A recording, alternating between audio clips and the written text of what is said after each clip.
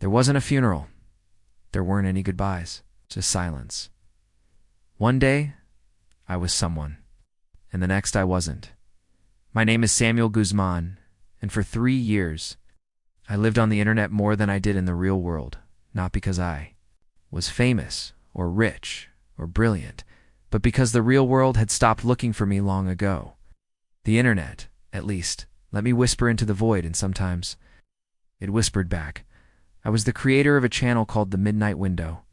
I made short, poetic narrations, faceless, voiceless, nameless.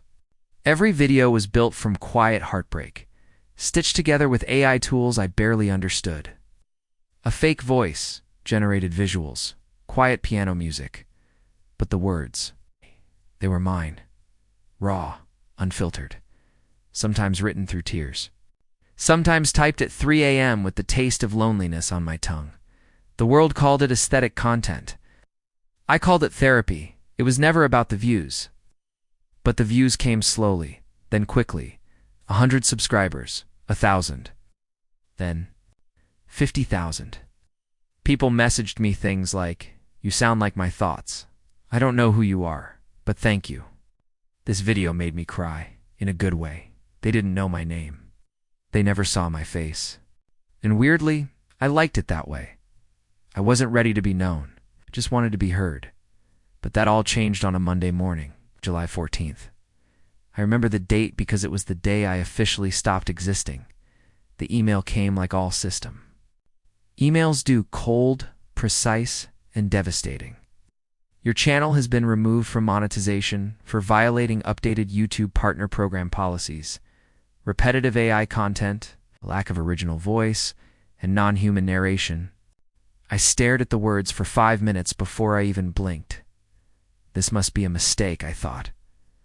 I appealed immediately. I typed out a full explanation, explained how I write every script from scratch, how I used a digital voice because I was afraid of using my real one. Now, these weren't just videos, they were confessions, soul fragments. But the algorithm doesn't understand heartache, doesn't read between the lines. My appeal was denied in under 24 hours. And just like that, the channel stopped growing. The views stopped. The recommendations disappeared. Search my channel now, and nothing shows up. Type my old video titles, you'll only get silence. I didn't just lose monetization, I lost proof that I mattered. I lost the only mirror that reflected any part of me. It wasn't even about the one. Money. It was about the space I'd carved in a world that didn't care if I was gone.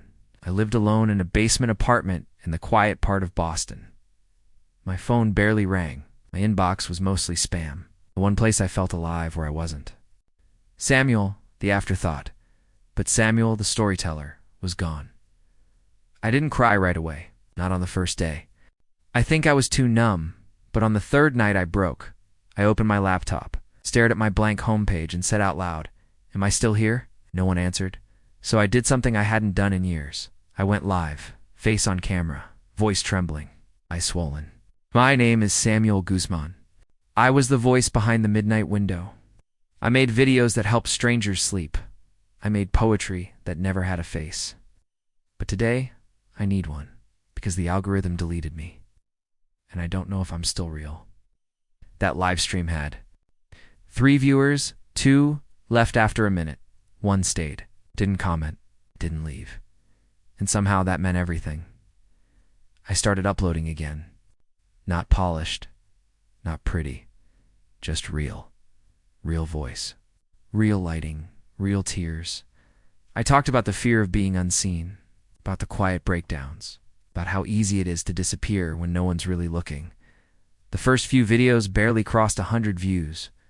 But then, something shifted. A video called "When the Algorithm Forgets You" went semi-viral. Then another called "Confessions of a Shadow-Banned Soul." Comments started pouring in. I thought I was the only one. This is the most human thing I've ever watched. Thank you for having the courage. I don't. One person wrote, "You didn't disappear. You just changed dimensions. And now you're here, and I see you." I cried for a long time after reading that, not because it was poetic, but because it proved something I didn't know I needed to believe.